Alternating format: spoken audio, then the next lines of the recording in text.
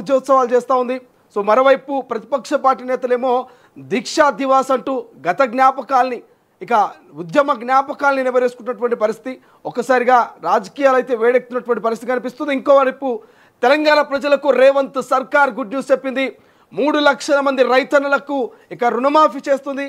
ఎవరైతే technical issue ద్వారా ఆధార్ కార్డులో ఇతరితర పాసు బ్యాంక్ బుక్లో ఆ పేరు చేంజ్ అయితే అవుతుందో, ఎవరైతే పేర్లు మిస్టేక్ అయి టెక్నికల్ ఇష్యూ ద్వారా 2 లక్షల లోపు రుణమాఫీ ఆగిపోయిందో అటువంటి రైతన్న కళ్ళల్లో ఆనందం చూసేందుకు ఇవాళ 3 లక్షల మంది రైతుల ఖాతాలోకి ఇక రుణమాఫీ డబ్బులను విడుదల చేస్తూ ఉన్నారు. ఇంకోవైపు ఇక సంక్రాంతికి సో రైతు భరోసా కూడా సంక్రాంతి లోపు ఖచ్చితంగా సంక్రాంతి కానుకగా రైతు భరోసా డబ్బులు ఎకరానికి 7,500 రూపాయలు వారి ఖాతాలో వేసే విధంగా ఈరోజు పాలమూరు సభలో అనౌన్స్మెంట్ చేసేటువంటి అవకాశం కనిపిస్తుంది. ఇంకోవైపు ఇందిరమ్మ ఇండ్లు న్యూ ఇయర్ కానుకగా తెలంగాణ ప్రజలకు రేవంత్ సర్కార్ ఇక చెప్పకనే చెబుతోంది. దివ్యాంగులకు, ఎవరైతే వ్యవసాయ కూలీలు ఉంటారో, ఎవరైతే నిరుపేద కుటుంబాలు ఉంటారో వీళ్లకు మొదటి ప్రాధాన్యత కింద ఖచ్చితంగా ఇందిరమ్మ ఇల్లును కేటాయించాలి. భూమి మొదటగా ఇల్లు జాగా ఉన్నవారికి ఇందిరమ్మ ఇల్లు కేటాయించే దిశగా న్యూ ఇయర్ కానుకగా, సంక్రాంతి కానుకగా అనేకమైనటువంటి సంక్షేమ పథకాలని తెలంగాణ ప్రజల ముందు ఉంచేటువంటి ప్రయత్నం రేవంత్ సర్కార్ చేస్తున్నట్టు తెలుస్తోంది. సో ఒకసారి దానికి సంబంధించిన అప్డేట్ చూద్దాం. దానికనే ముందు గత బీఆర్ఎస్ ప్రభుత్వము 10 ఏళ్ల పాటు తెలంగాణ ప్రజల్ని దోచుకొని ఇక ఎక్కడికక్కడ అక్రమాలకు పాల్పడిందంటూ ఇప్పటికే అధికార కాంగ్రెస్ పార్టీ ఆరోపణ చేస్తున్నటువంటి నేపథ్యంలో అనేక స్కామ్లు తెర మీదకి వస్తున్నాయి. మొన్నటి వరకు కాళేశ్వరము, ఆ తర్వాత విద్యుత్ కొనుగోలు, మొన్న మనం చూసుకున్నట్టయితే ఫోన్ ట్యాపింగు, గొర్రెల స్కాము, తాజాగా హరీష్ రావు పిఏకి సంబంధించినటువంటి ఉద్యోగాల పేరిట భారీ స్కామ్ చేసినట్టుగా తెలుస్తోంది.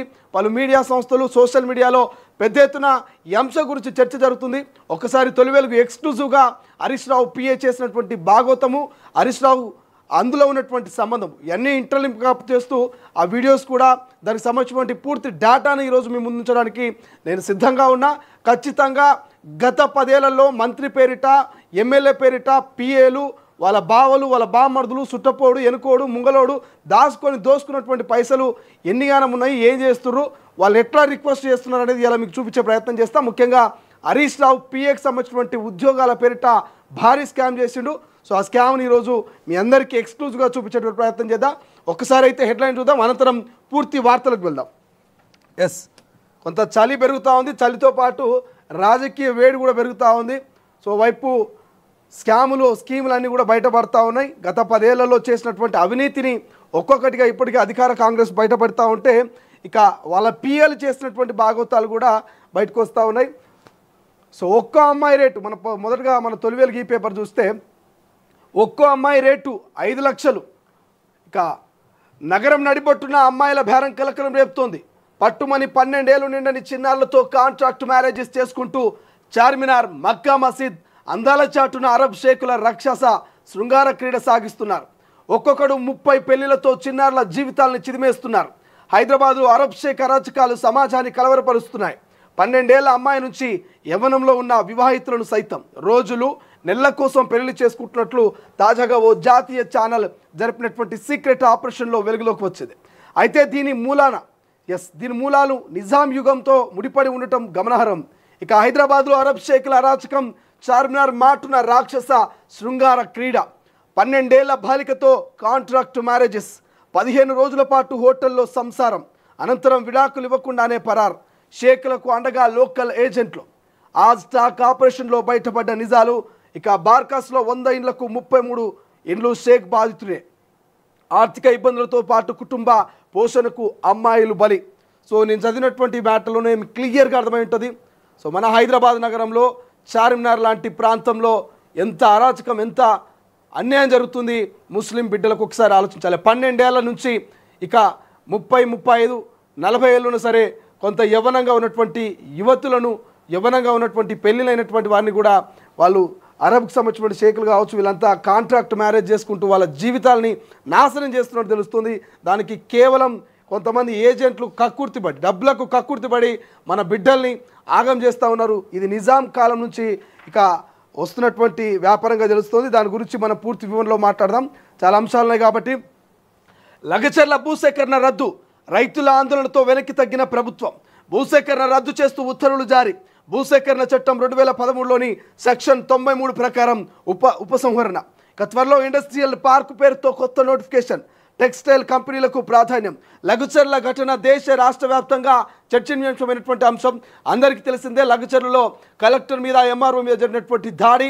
ప్రస్తుతం ఇంకా ఆ అంశానికి సంబంధించి, ఆ కేసుకు సంబంధించి ఎవరెవరు భాగస్వాములయ్యారు, ఏ పెద్ద తలకాయ దానిలో ఇన్వాల్వ్మెంట్ అయిందనేది పూర్తి స్థాయి డేటాను తీస్తారు. కాబట్టి సో భూసేకరణను రద్దు చేస్తూ ఉన్నాం. 2013-91 చట్టం ప్రకారము మేము దాని 93 సెక్షన్ 93 2013 చట్టం ప్రకారం రద్దు చేస్తున్నాం. త్వరలో ఇండస్ట్రియల్ పార్క్ పేరుతో కొత్త నోటిఫికేషన్ తీసుకొస్తాం.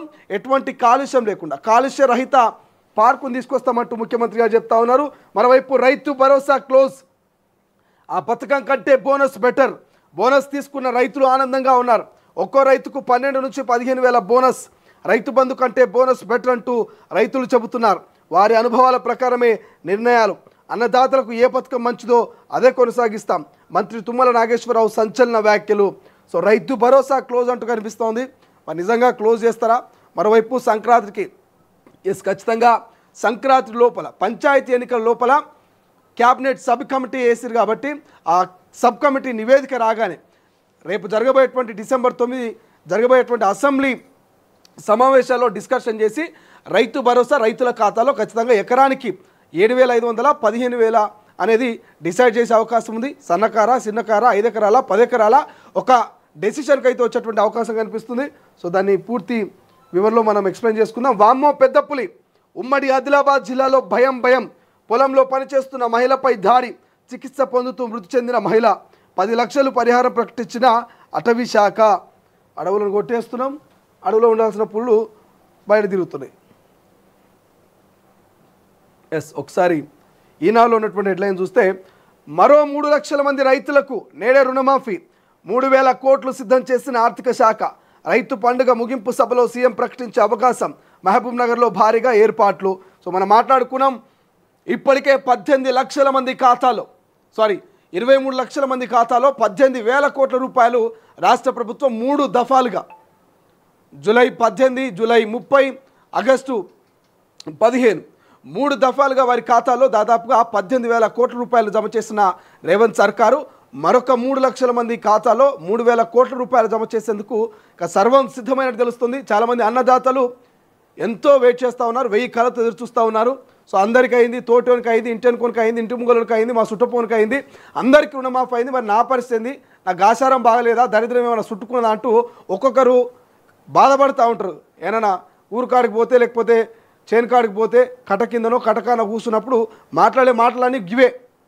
ఎందుకు నాకు రుణమాఫీ కాలేదు, నేనేం పాపం చేసుకున్నా, వాని అదృష్టం బాగుంది, వాని నసీదు బాగుందని వాళ్ళు ఒకరికొకరు చెప్పుకొని బాధపడతారు. సో అటువంటి వాళ్ళు కూడా బాధపడాల్సిన అవసరం లేదు. టెక్నికల్ ఇష్యూ ద్వారా పేరు చేంజ్ ఉన్న వాళ్ళంతా కూడా పేరు మార్చుకొని కొన్ని టెక్నికల్ ఇష్యూస్ని వాళ్ళు ప్రభుత్వం ఐడెంటిఫై చేసి 3,000 కోట్ల రూపాయలని 3 లక్షల మంది రైతుల ఖాతాలకు వేస్తూ ఉంది. సో ఇట్లా చాలా అంశాలని మనం ఇలా ఎక్స్ప్లెయిన్ చేసుకుందాం క్లియర్గా. కొడంగల్లో ఫార్మా విలేజ్ రద్దు ఇంతకుముందు మాట్లాడుకున్నాం.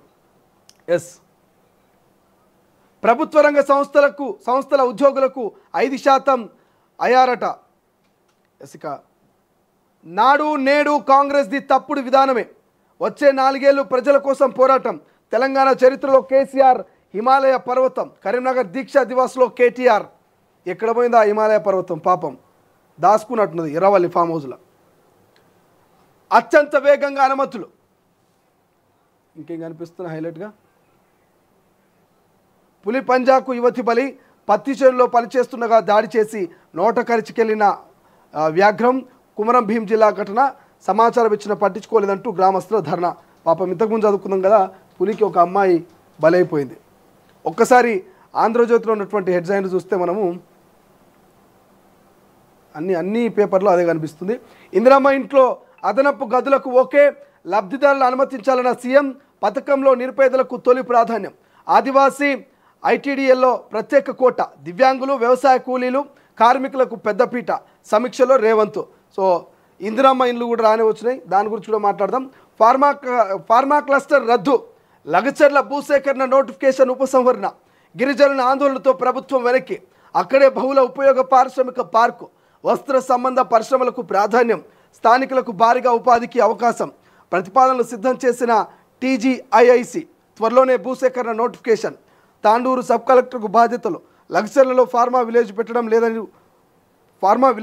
లేదని వారం క్రితమే వామపక్షాలకు చెప్పిన సీఎం. లగ్జర్ల ఘటనపై ఒక్క ఎఫ్ఐఆర్ చాలు, పోలీసులకు హైకోర్టు ఆదేశం, మరో 2 నిలిపివేతనట. సో లగ్జర్లకు సంబంధించి పెద్ద స్టోరీ ఉన్నది, మాట్లాడదాం. రేవంత్ భరోసా. సంక్రాంతి నుంచి రైతు భరోసా అమలు. ఎకరానికి 7,500 చొప్పున పెట్టుబడి సాయం. నేడు పాలమూరులో ప్రకటించిన సీఎం రేవంత్. రైతు సదస్సు ముగింపు సభకు ముఖ్యమంత్రి హాజరు. పలు కీలక పథకాలపై ప్రకటన చేసే అవకాశం. 2 లక్షల వరకు రుణమాఫీ చెక్కులు పంపిణీ. ఏడాదిలో వ్యవసాయ ప్రగతిని వివరించనున్న సీఎం. సిద్ధమవుతున్న తెలంగాణ తల్లి విగ్రహం. ఇక పెద్ద అంబర్పేటలో రూపుదిద్దుకుంటున్న శిల్పం. 10 టన్నుల ఇత్తడితో 17 అడుగుల ఎత్తులో. ఆకస్మికంగా పరిశీలించిన ముఖ్యమంత్రి రేవంత్. 9న సచివాలయంలో విగ్రహ ఆవిష్కరణ. ఇంకేమున్నాయి? రాజకీయ శరణార్థిగా గుర్తించండి. అమెరికా ప్రభుత్వానికి ప్రభాకర విజ్ఞప్తట. ఫోన్ ట్యాపింగ్ కేసులో తెలంగాణ సర్కార్ వేధింపులకు గురిచేస్తోంది. భారత్లో తనకు రక్షణ లేదంటూ తెలిపిన ఎస్ఐబి మాజీ చీఫ్.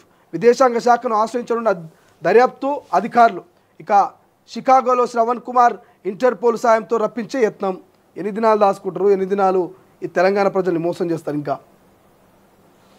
ఇంకేమున్నాయి ఇక్కడ? ఎన్నికల అక్రమాలపై ఉద్యమం. దేశవ్యాప్తంగా ప్రజా ఉద్యమం చేపడతాం. పార్టీ ప్రక్షాళనకు కఠిన చర్యలు తప్పవు.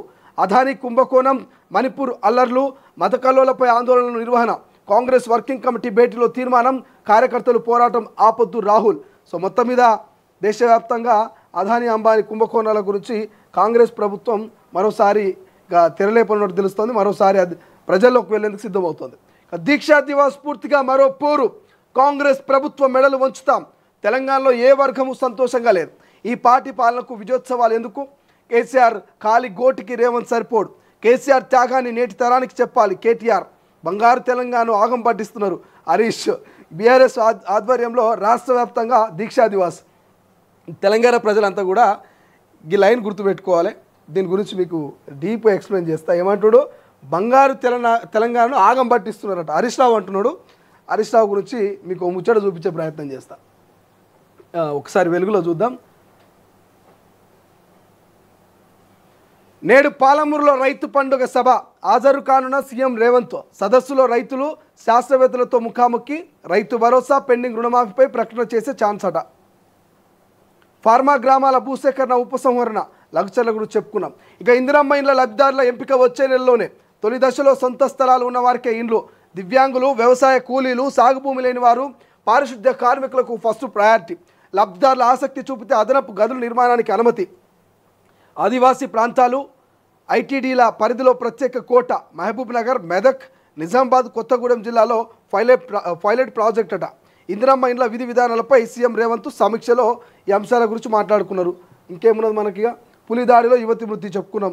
ఇక దిలావర్పూర్ ఇంధనాయిల్ ఫ్యాక్టరీకి కేసీఆర్ ఆదేశంతో పర్మిషన్లట. ఆగమేఘాల మీద కదిలిన ఫైలు, వెంటనే అనుమతులు. డాక్యుమెంట్లు బయటపెట్టిన రాష్ట్ర ప్రభుత్వం. చూడురిగా ఇది చూడాలి. దిలావర్పూర్లో ఇంధనాయిల్ ఫ్యాక్టరీ పెడతా ఉంటే ఒక్కసారిగా లగుచర్ల సంఘటనను గుర్తు చేసే విధంగా అక్కడ ఉన్నటువంటి గ్రామస్తులంతా కూడా వద్దురో నాయన మాకు ఇంధనాయిల్ కంపెనీ అంటూ వాళ్ళు ఆందోళన చేసిరు. గత ప్రభుత్వంలో మాజీ ముఖ్యమంత్రి కేసీఆర్ దీన్ని ఎంతో ఇంట్రెస్ట్గా దీన్ని ఆగమాగం చేసినట్ట. ఆ ఇంట్రెస్ట్ మొత్తం కూడా ఇప్పుడు బయటపడ్డది. సో మనం ఎక్స్ప్లెనేషన్లో మాట్లాడదాం. ఇక బీఆర్ఎస్ ఆఫీస్ మరో జనతా గ్యారేజ్. ప్రజలకు కష్టం వస్తే యాదికి వస్తున్నది కేటీఆర్ అంటున్నాడు. రాష్ట్రాన్ని రక్షించుకునేందుకే మరో పోరాటం చేయాలి. ఏడున్నది ఆ జనతా గ్యారేజు? బీఆర్ఎస్ ఆఫీసు ఈ 10 ఏళ్ల పాటు జనతా గ్యారేజ్ అని ఎందుకు చెప్పలే? ఇలా ప్రతిపక్షంలో ఉంటే మేము దర్వాజాలు తెరిచి పెడతారు, అధికారంలో ఉంటేమో దర్వాజాలు మూసి పెడతారు. గిదే దర్వాజాలు 10 ఏళ్ళు తెరవలేదు. మరి ఎంతోమంది మీ 10 ఏళ్ల పాటు 10 ఏళ్ళ అధికారంలో అన్యాయానికి గురయ్యారు కదా. దాని ఎక్స్ప్లెనేషన్లో మాట్లాడదాం మనము. సో కేవలం హెడ్లైన్స్ చదివి తర్వాత ఎక్స్ప్లెనేషన్కి పోదాం. తెలంగాణ రక్షకు తప్పదు మరో దీక్షనట. తెలంగాణ రక్షించరకు మరో దీక్ష కావాలంట. ఇక ఏమున్నది ఇలా? లగ్జర్ల భూములు లాక్కున్నాడు పక్క. ఇక వాళ్ళు ప్రభుత్వం ఒకటి చెప్తుంటే వీళ్ళు చెప్తుంటారు. మరి ఇది ఏందో వీళ్ళు కొత్తగా కథ రాసుకున్నారు. వీళ్ళు రైతు బంధుకు రామ్ అట. అరే ఇలా అనౌన్స్మెంట్ చేస్తారా నాయన రైతు భరోసా అంటే వీళ్ళు రామ్ అని పెట్టారు. ఇది ఇంట్లో ఏం లేదు, డబ్బా అంతా ఒత్త డొల్లా. ఏమన్నది ఆనే కేటీఆర్ నిన్న దీక్ష దివాస్ తప్ప ఇంకా వేరే వార్తలు ఏమైనా కనబడుతున్నాయి ఇలా ఓ ఆపత్కో లేకపోతే ఓ ఇష్యూకి సంబంధించి ఏమైనా కనబడుతుంది ఏముండదు డొల్లా. సో ఒట్టి